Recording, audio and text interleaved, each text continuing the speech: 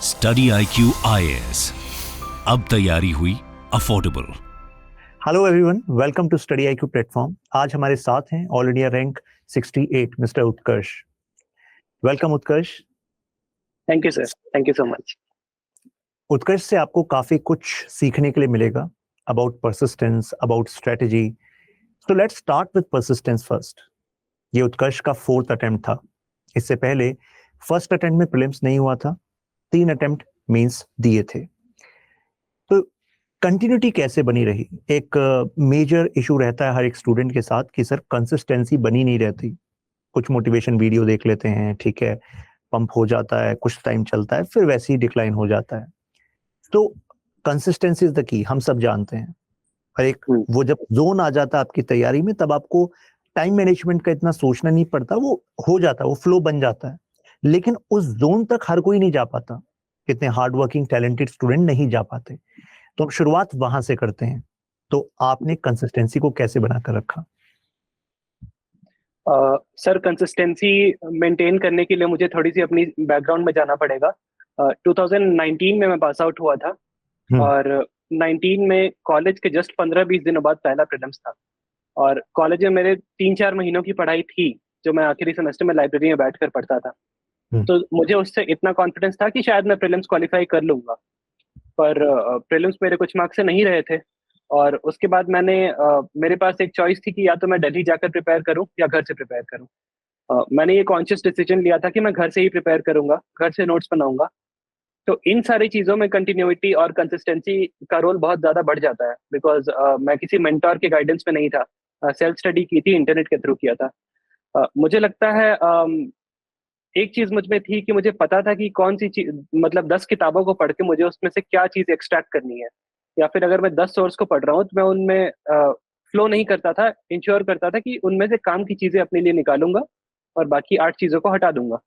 तो ये मैंने प्रिपरेशन शुरू करने के पहले काफी ग्राउंड वर्क किया था, इंटरनेट के थ्रू और वीडियोस देखकर, ब्लॉग्स पढ़कर। तो मुझे इतना आइडिया था कि सिलेबस क्या कहता है और PYQs क्या कहते हैं, और उनके अनुसार ही मैंने अपनी प्रिपरेशन को गाइड किया था। दूसरी चीज ये हुई कि 2020 के अटेम्प्ट के बाद से लगातार मैंने तीनों मेंस लिखे हैं। तो हर बार ये चीज रहती थी कि इस पेपर में थोड़ी सी वीकनेस है, उसको सही करते हैं, या फिर वो पेपर मेरा स्ट्रांग है, उसको मेंटेन करते हैं। तो एक आइडिया मिलता था, क्योंकि मैं लगातार पेपर लिखने के मोड में था, प्रीलिम्स मेंस इस मोड में मैं लगातार 3 साल से था। तो कहीं ना कहीं वहां से भी गाइडेंस मिलता था कि कहाँ पे कौन से पार्ट को स्ट्रांग करने की जरूरत है। पर मुझे यही एक चीज लगती है कि हमें ये इंश्योर करना चाहिए कि जो कंटेंट मार्केट में है या फिर जो गाइडेंस मार्केट में है, उसको अपने हिसाब से इस्तेमाल करें, ना कि उनके हिसाब से खुद को मोल्ड करने लगे। तो can we conclude it like this कि intelligent observation is a starting point. आपको एग्जैक्टली पता हो कि आपकी जो अप्रोच है वो एग्जाम सेंट्रिक हो, केवल सिलेबस सेंट्रिक ना हो। यहाँ पर उत्कर्ष ने एक बहुत ही इंपॉर्टेंट बात बताई कि इतना सारा कंटेंट मार्केट में होता है, इतनी सारी वीडियोस ऑनलाइन आजकल हैं कि कई बार हम अपने आप को उनके हिसाब से मोल्ड करने लगते हैं। कई बार हम बहुत ज्यादा सब्जेक्ट सेंट्रिक हो जाते हैं। हमें एग्जाम के हिसाब से अपनी अपनी तैयारी को मोल्ड करना है। तो इंटेलिजेंट ऑब्जर्वेशन से आपकी स्ट्रेटेजी में क्लैरिटी आएगी, और क्लैरिटी अगर है तो वो कंसिस्टेंसी में आपको हेल्प करेगी, क्योंकि आपको पता है कि हर एक कदम जो आप ले रहे हैं वो एक्चुअली आप अपने लक्ष्य की तरफ जा रहे हैं। राइट, यही आप कहना चाह रहे हैं।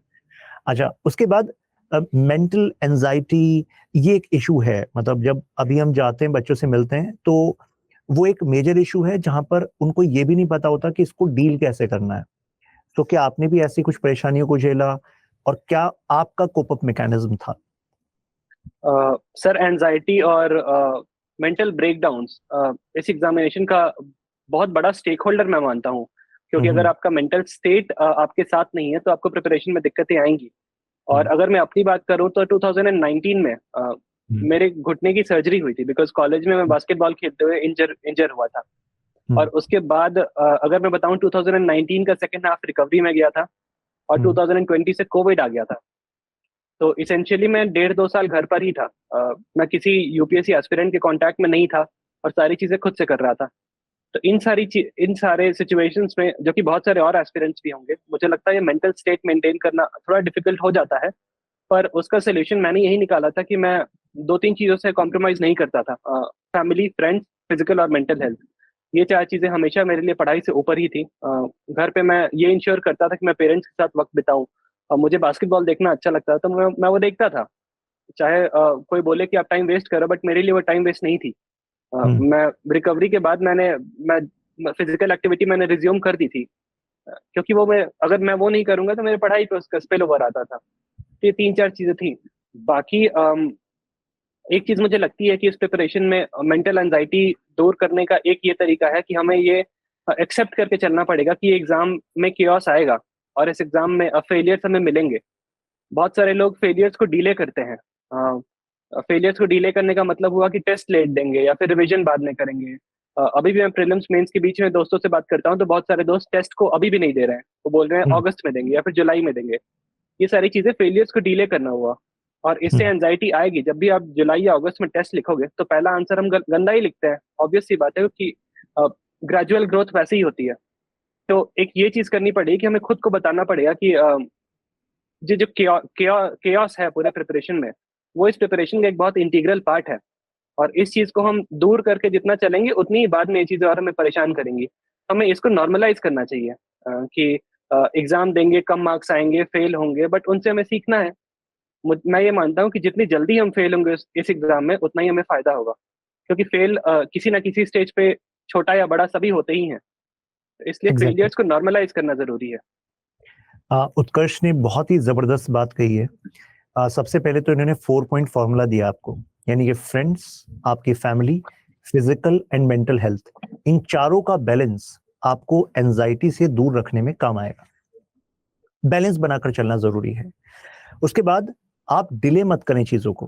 कई बार एंजाइटी का कारण हमारा खुद के बैड स्ट्रक्चर्स होते हैं। मींस वी आर डिलेइंग, जैसे इन्होंने बताया टेस्ट डिले कर रहे हो, तो फिर जाहिर सी बात है एंड पॉइंट पर अगर अच्छे रिजल्ट नहीं आ रहे होंगे तो हमें लगेगा कि अब तो समय बहुत कम है।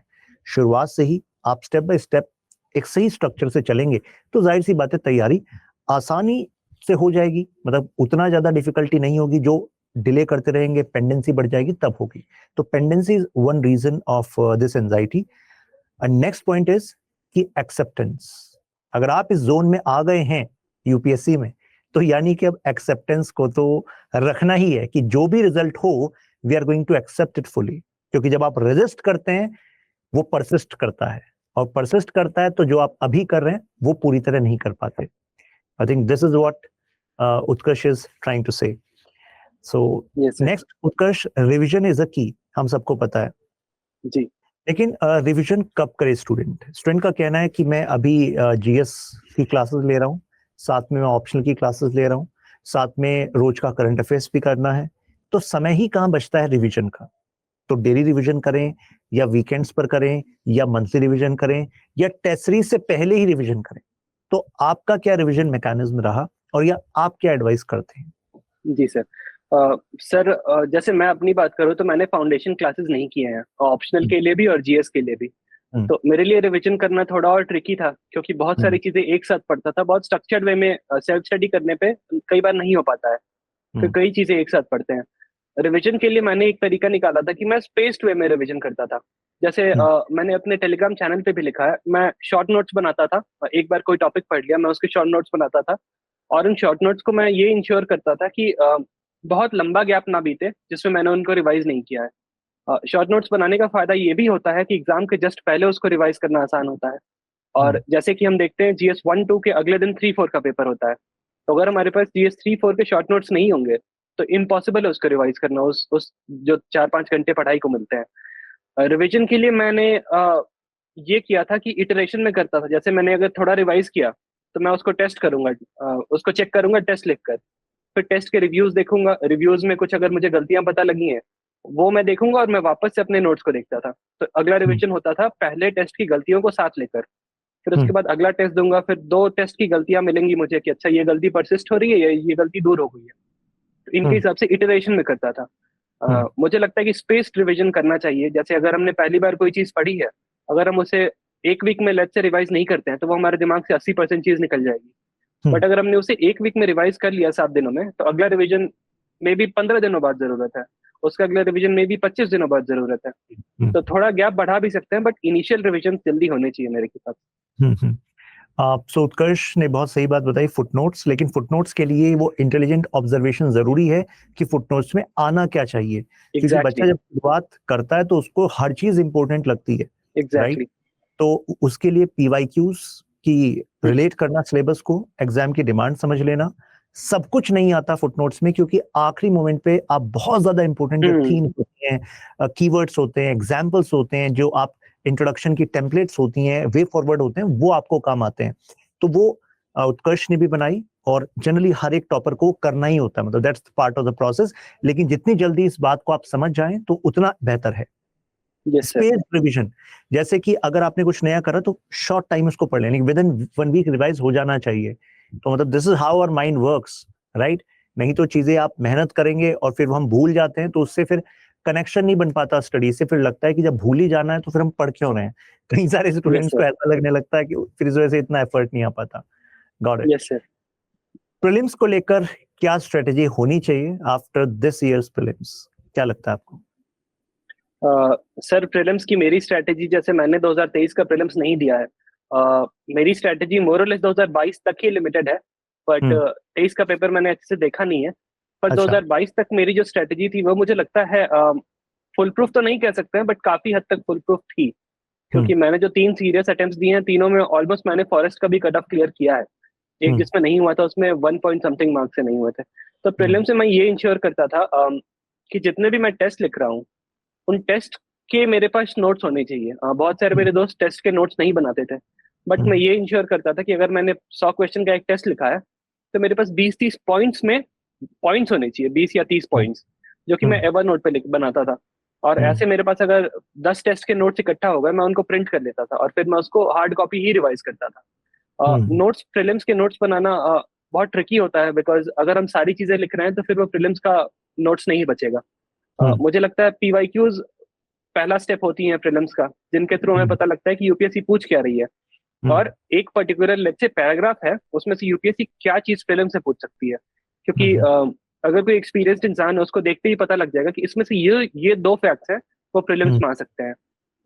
ये मुझे लगता है कि ये अवेयरनेस और ये ऑब्जर्वेशन पीवाईक्यूज को देख के आ जानी चाहिए।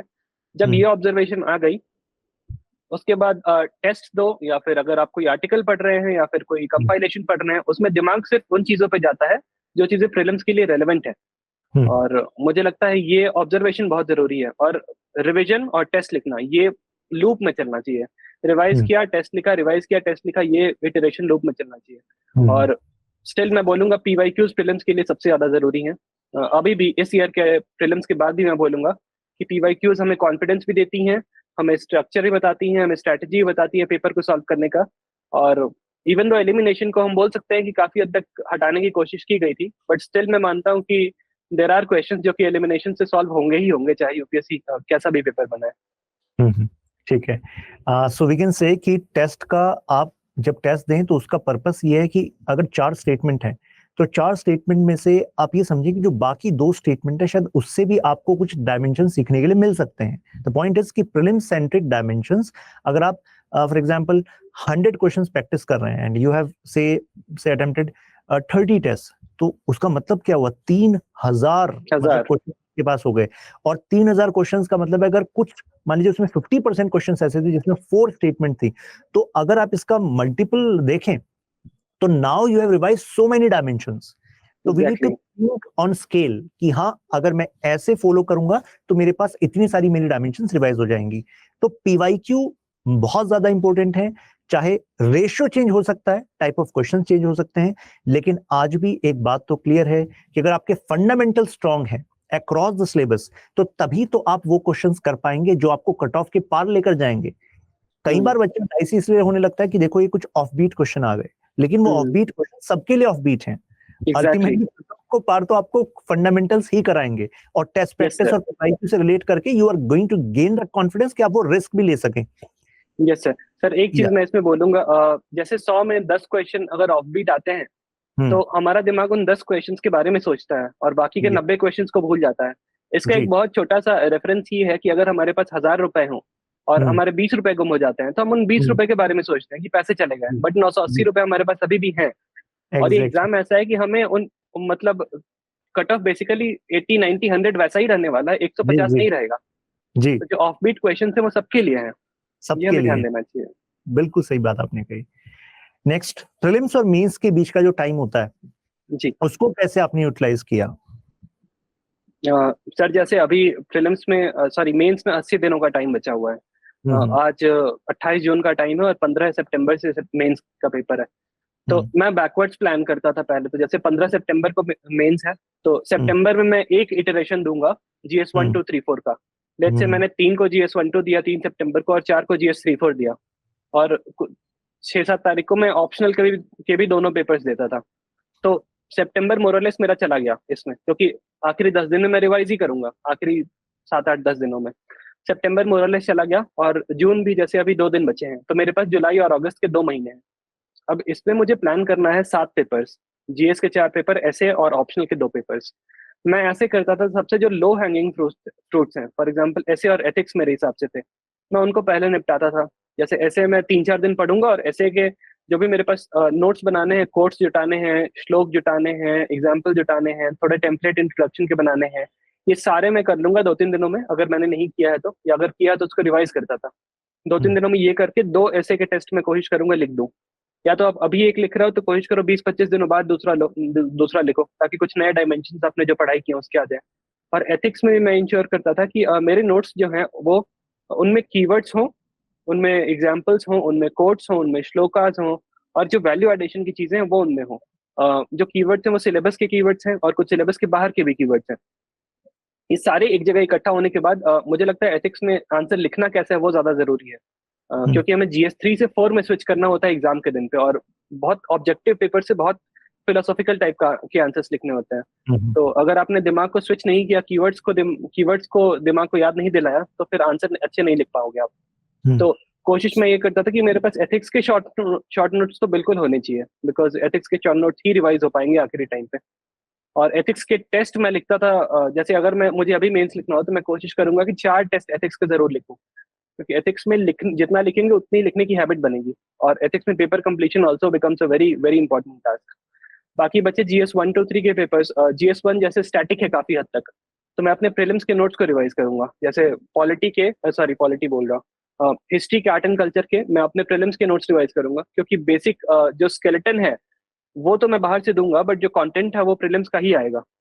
और ज्योग्राफी में मोरलेस प्रीलिम्स में हम कुछ कुछ पढ़ते हैं। मेजर सोसाइटी बच गया, world history and post independence. World history post independence मैं एक दिन में दोनों को निपटा दूंगा अगर मैं अभी देता तो, क्योंकि मुश्किल से एक सवाल आएंगे या फिर वो भी नहीं आएगा। मेजर सोसाइटी के क्वेश्चंस लिखना थोड़ा ट्रिकी होता है। श्रुति शर्मा मैम की कॉपी लास्ट ईयर, उनकी कॉपी के सोसाइटी के क्वेश्चंस बहुत अच्छे लिखे हुए थे, तो मैं उनकी कॉपी का रेफरेंस देखता था और वो क्वेश्चंस खुद से ट्राई करता था लिखने के लिए। और बिकॉज मेरा ऑप्शनल एंथ्रोपोलॉजी था, तो थोड़ा वो भी कवर हो गया था वहां से। अब जीएस 2 3 की प्रिपरेशन, ऐसा मैं ये नहीं करता था कि 10 दिन पढ़ूंगा और हो गया, बिकॉज ये करंट ओरिएंटेड है। जीएस 2 3 की प्रिपरेशन मेरी थ्रू आउट 2 महीने चलेगी। जो भी करंट में चीजें आ रही हैं उन पे मैं नोट्स बनाऊंगा लगातार पैरेलली, और उनमें मैं इश्यूज क्या हैं, वे फॉरवर्ड क्या है, कौन सी कमिटी इसमें डाल सकता हूँ, कौन सी इंट्रोडक्शन आ सकता है, ये मैं थ्रू आउट 2 महीने करता था। और जीएस 2 3 में एक और चीज मैंने की थी कि इंट्रोडक्शन मैंने प्री प्रिपेयर करने की कोशिश की थी। उसका ये मतलब हुआ कि जो कॉन्टेक्स्ट चल रहा है, फॉर एग्जाम्पल पॉलिटी में एंटी डिफेक्शन किस लिए न्यूज में है, वो मैं कोशिश करता था कि मेरा इंट्रोडक्शन वही बन जाए। इसके लिए मैंने अलग से कंपाइलेशन से या फिर टेस्ट के मॉडल आंसर से ये सारी चीजें एक जगह इकट्ठा की थी, जो मेरा इंट्रोडक्शन बनेंगी।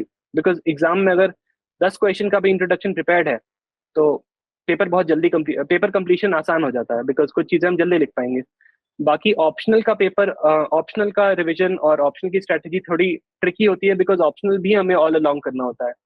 तो ऑप्शनल के भी मैं तो मानता हूँ कि ऑप्शनल के आपको एटलीस्ट 5 6 7 टेस्ट लिखने चाहिए, दोनों पेपर मिलाकर। बट क्योंकि ऑप्शनल से ही सर्विस मिलती है डिजायर्ड।